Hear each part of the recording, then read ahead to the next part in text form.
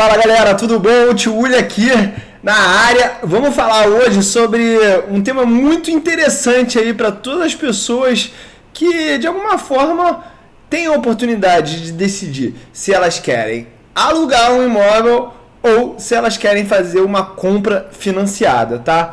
Então essas duas alternativas é o que a gente vai trabalhar hoje nesse vídeo e eu vou mostrar aqui para vocês primeiramente algumas vantagens e desvantagens desses dois tipos aí de alternativas. Então a vantagem de comprar, eu considero que tá a segurança emocional. Você não precisa de disciplina financeira para juntar. Isso aqui é uma desculpa muito fajuta, mas é uma realidade para as pessoas aí que ainda não conseguiram criar esse compromisso com você mesmo de lá do futuro, tá?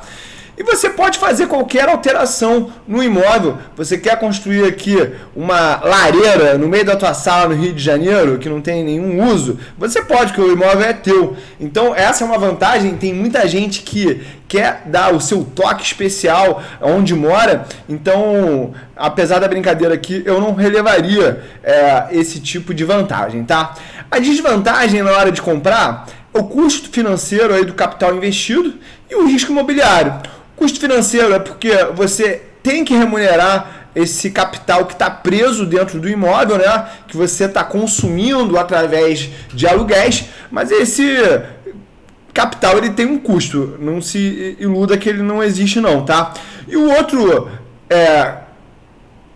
a outra parte desagradável, a desvantagem é o risco imobiliário, porque muito bem você pode dar sorte, escolher um bom imóvel e ele valorizar. Mas imagina que você mora numa localização um pouco largada pelo poder público, começa a crescer uma favela do lado, ou começa a ter algum tipo de confusão, ou abre uma boate, começa a rolar uma festa e o teu imóvel ele desvaloriza. Então esse é um risco real aí que muita gente ignora por um viés que existe de disponibilidade, porque não tem ninguém aí falando, olha, eu passei 20 anos investindo numa coisa e deu errado. As pessoas não costumam assumir os seus próprios erros assim publicamente. A gente acaba assim escutando muitos sucessos, porque aí não falta estímulo e não falta aí orgulho de falar: eu comprei imóvel aqui na Barra da Tijuca, onde o Tio Uli mora, há muito tempo atrás e valorizou muito. Então eu sou muito esperto. Talvez você só tenha nascido no lugar certo, na hora certa, para se aproveitar de uma valorização como essa, tá?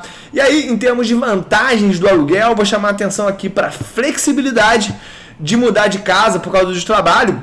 Então vamos dizer que você foi contemplado com uma promoção para assumir a tua empresa multinacional lá nos Estados Unidos e você acabou de assinar um contrato assumindo uma dívida de R$1 milhão para você morar num apartamento aqui na Barra. Já viu essa situação? Então, você vai aceitar, claro, mudar para os Estados Unidos, liderando uma multinacional, uma bela oportunidade, mas falando sério, você vai pensar assim, cara, e agora? O que eu faço com esse financiamento? O que eu posso fazer? Vou vender para alguém? Vou repassar esse financiamento? E aí começa a virar uma questão. Quando você tem um imóvel alugado, a única coisa que você tem que fazer é encerrar o contrato com o teu locador, pagar aí a praxe do mercado, que no meu conhecimento são 3 meses de aluguéis, ou uma parte proporcional até o fim do contrato. Outro risco, outra vantagem, quer dizer, ao contrário já da desvantagem de comprar, você não participa do risco imobiliário, então de alguma forma você está isento ali caso aquela área comece a se depreciar de uma maneira muito acelerada. A gente não pode esquecer também que esse risco ele tem dois lados, né? Você pode tanto errar, mas também pode acertar. A gente vai levar isso em consideração na hora de mostrar a decisão correta a se tomar. Outra vantagem do aluguel é a flexibilidade financeira, caso o orçamento se altere. O que eu estou falando aqui? Imagina que você assumiu uma prestação bem pesada em relação ao seu orçamento e aí você perde o seu emprego. Você, se ficar inadimplente lá com o financiamento, você corre o risco sim de perder o imóvel devido à inadimplência. Caso você tenha somente o aluguel, você pode remanejar o teu custo de vida e ir para uma área um pouco mais barata, você pode ir para um imóvel menor, você pode ir para um imóvel dentro do mesmo bairro, mas com características diferentes que tragam aí uma flexibilidade maior para o teu orçamento, tá? Então, você que tem uma baixa idade, que está começando a tua carreira e não quer assumir um tipo de compromisso como esse, vê isso como uma vantagem. E agora, desvantagem do aluguel, a gente pode falar do proprietário pedir o imóvel de volta a qualquer momento e você ter que se desfazer de um lugar que você gosta, que você está curtindo. Isso aí não pesa tanto. Quem é jovem não tem filho, mas imagina que você encontrou um lugar perto da escola dos teus filhos, um lugar onde a tua vizinhança é convidativa, que você fez bons amigos, e aí você é obrigado a sair daquele local simplesmente porque o proprietário ele não quer mais aquele imóvel, tá? E aí outra desvantagem não quer mais te alugar aquele imóvel, né? E a outra desvantagem do alugar é você não poder fazer alterações ao seu gosto do imóvel. Se você quiser pintar uma parede de uma outra cor, você até pode fazer isso, mas você não vai ficar fazendo reformas muito pesadas que podem acabar gerando um prejuízo aí, simplesmente porque isso você está fazendo filho na barriga dos outros, né? Como diz a própria o ditado popular. E aí, gente, vamos vir aqui para as planilhas que eu vou mostrar para vocês o que eu pensei sobre o assunto. Então essa planilha aqui, ó, ela é de um financiamento de um imóvel de 500 mil reais, você é obrigado a dar de entrada 20%, então o seu valor financiado vai ser de 400 mil reais, a taxa de juros que eu estou trabalhando aqui mensal é de 0,5% ao mês e o número de parcelas que você vai pagar é de 360, ou seja, você vai fazer um financiamento de 30 anos de um imóvel, a prestação mensal ela vai ser de R$ 2.398. Eu vou ensinar aqui para vocês como é que eu fiz essa conta aqui diretamente no Excel, tá? Então eu vou pegar PGTO, pagamento, e aí eu vou botar aqui a taxa, ponto e vírgula, eu vou botar aqui o número de prestações, ponto e vírgula, o valor financiado será aí o valor presente, e aí o valor futuro é 0 e de novo também, aqui eu vou deixar em branco. Epa, vou tirar o 0 aqui, ó, isso.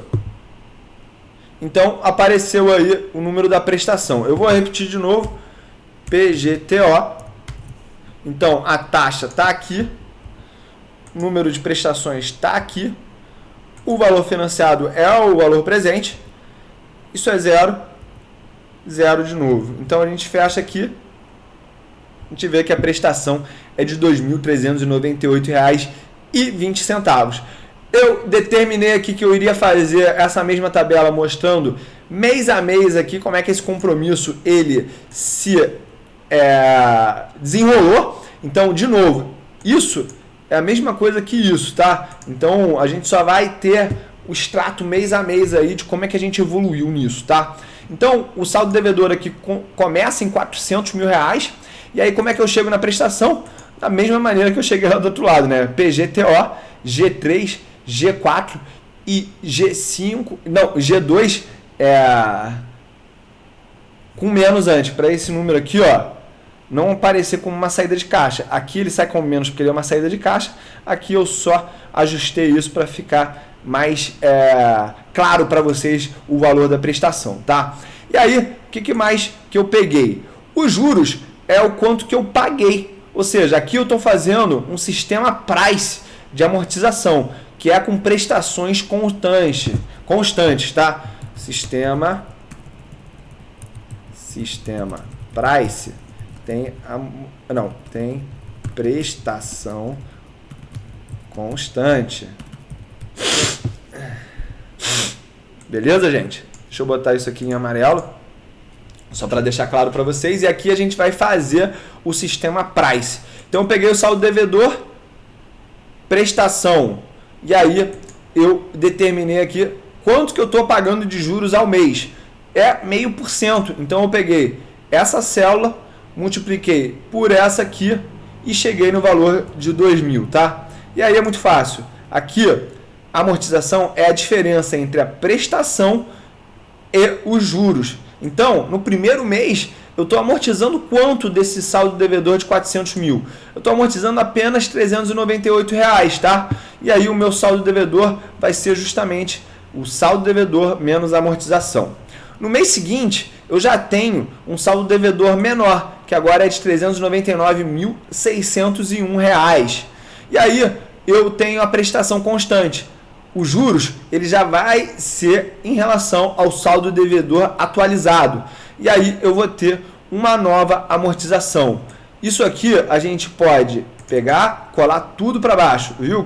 Eu rolei tudo para baixo e não aconteceu nada. É porque já estava tudo pronto.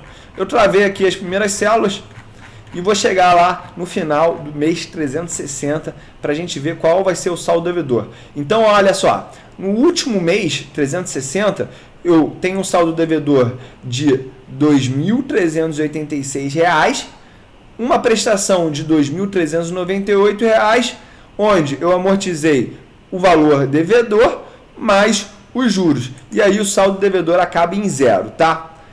Beleza, então eu fiz essa parte aí da brincadeira e agora eu vou trabalhar num outro cálculo, que é o seguinte. Vem cá, deixa eu só ver se eu não estou entrando na frente. Tá tudo bem. O que eu vou fazer agora, gente? Eu vou pegar aquele montante inicial que eu dei de entrada e vou botar ele num investimento, numa taxa aí de retorno de mercado que é igual à dívida, tá? Então a gente vai partir desse exemplo que a taxa de juros que eu sou cobrado é a mesma que eu invisto. Então, o que acontece? Eu peguei aqui o montante inicial e o meu aporte. O que é o meu aporte? É justamente a diferença entre a prestação que eu ia pagar no empréstimo e quanto que eu poderia pagar alugando um imóvel.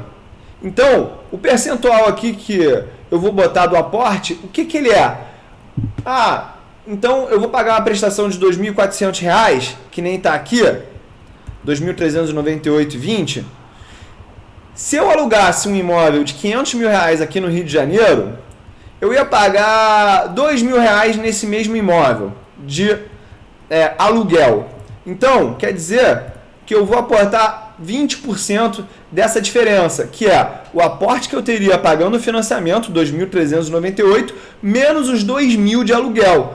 Entendeu? Tá acompanhando, então, a linha do raciocínio aqui que a gente está fazendo? Beleza, né? Então, vou pegar aqui de novo a tabela. Espera aí. Aí, isso aí. Boa, tá tudo ajustado agora. Não, eu vou ocultar isso aqui também, tá? Aí vai ficar certinho agora. Então, o que eu fiz?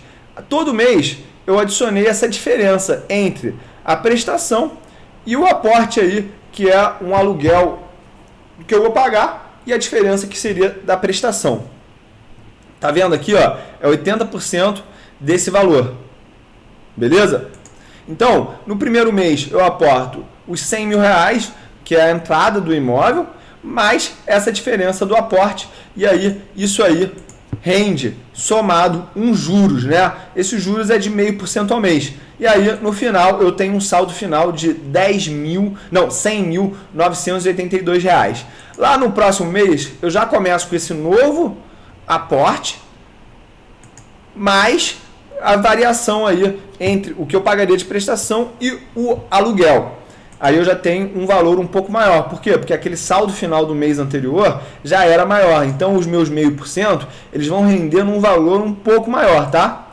E aí isso aí vai gerar um valor de saldo final de R$ 101.968. Então, entendeu aqui? Vamos avançar para o 100º mês, tá? Estamos aqui no 100º mês. Eu já estou com R$ 227 mil. Eu estou aportando ainda R$ 479 por mês da diferença e mais o valor dos juros aí que eu tô ganhando todo mês do saldo final mais o aporte. E aí, quando que a gente começa a alcançar o valor de 500 mil reais? Então você vê aqui, ó, que no mês 222, o valor do saldo final é de 500 mil reais, que é o valor do imóvel. Olha que interessante. Então, você, ao invés de financiar por 360 meses, você demorou 222 meses só para alcançar o valor do imóvel. Mas eu acho que essa resposta, para ser sincero, gente, não é verdadeira em relação àquilo que a gente vê na prática, né? Então, eu vou fazer o seguinte, eu vou aumentar esses juros aqui, ó, eu vou aumentar ele de 0,5 para 0,6.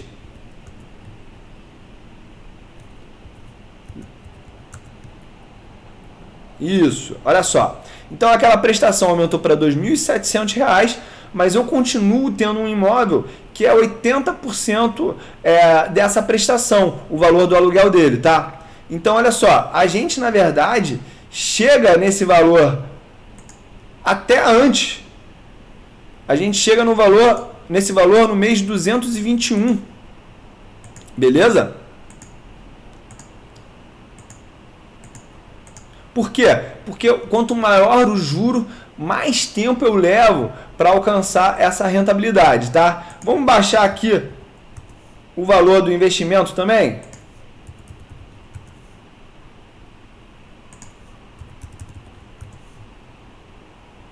Então, olha só, se eu baixar o valor que eu recebo dos investimentos e aumentar o endividamento, essa conta começa a mudar. É já no mês 255 aqui, ó, que a gente começa a ver essa história mudar. Beleza? Mas eu não considero que esse ainda seja aí o ponto final dessa discussão, tá? Só para você ter noção, quando você para de pagar lá o financiamento no mês 360, o que a gente começa a ver aqui, ó? Que aquele valor do saldo final já está em 862 mil, ou seja, quase um apartamento e meio, tá? Gente, eu estava falando aqui, ó, mês 255, não, mês 248, tá? Eu estava olhando a linha, mas eu acabei confundindo. É a linha amarela aqui, tá? Vamos voltar aqui para o valor inicial.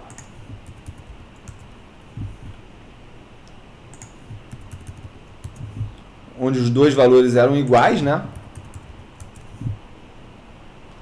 A gente vê que realmente isso acontece no mês 222.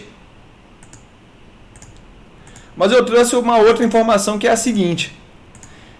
Se a gente pegar o histórico dos retornos de renda variável, a gente está em linha aqui com o que acontece no mundo real quando a gente fala de 0,5% ao mês real, tá? Mas na prática, gente, eu vejo também que os imóveis valorizam. Eles valorizam, em dados estatísticos, na média de 3% ao ano, tá? Então, o que eu pensei que a gente deveria fazer para ser justo aqui na hora de fazer essa comparação? Eu tinha que pegar o valor do imóvel e também valorizar ele pela metade da taxa da renda variável. Ou seja, se aqui a gente está falando de 0,5% ao mês para as ações, para a renda variável, no imóvel eu vou trabalhar com 0,25% ao mês. Ou seja, os 3% ao ano aí que a gente descobriu no estudo aí sobre o prêmio de risco dos imóveis no longo prazo. Então, o que eu fiz? Eu peguei o valor do imóvel e todo mês eu fiz aqui, ó, um aumento do valor. Por quê?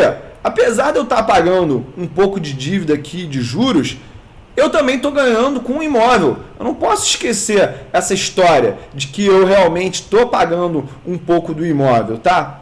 Então, o que eu fiz? Peguei o valor do imóvel e subtraí do valor do saldo devedor. Então, por exemplo, eu peguei o valor do imóvel aqui, subtraí o valor do saldo devedor, deu 100 mil reais, não deu? Vou chamar isso aqui de equity que eu tenho no meu imóvel. Então, é esse valor menos esse aqui. 100 mil, né? Vocês vão ver como é que eu vou puxar esses dados para baixo e a gente vai ver o valor aumentando.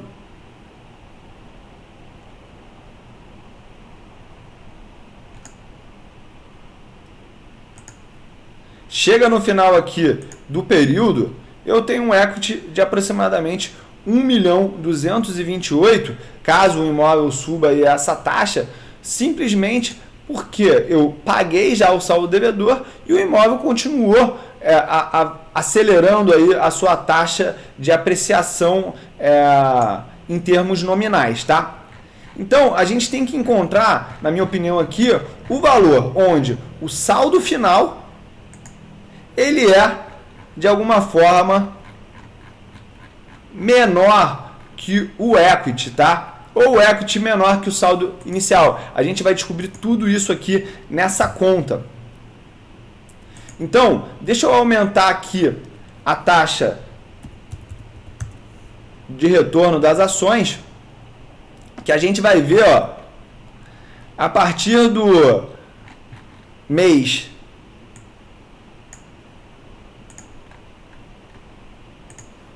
$352, a gente já começa a ver uma vantagem aí por parte do montante, tá? Do saldo final, de investir. Então, essa resposta ela não é tão simples quanto as pessoas estavam fazendo antes aqui. A gente tem que calcular a apreciação do imóvel, tá? Também. E aqui eu estou trabalhando que o imóvel ele vai valorizar a metade do valor da renda variável. Então, isso é muito importante. Eu vou alterar aqui essa proporção para vocês verem aí o que eu estou fazendo, tá? Aqui eu coloquei o número 2 e a gente pode trazer isso aqui, ó, para cá. Isso aqui vai ser a metade.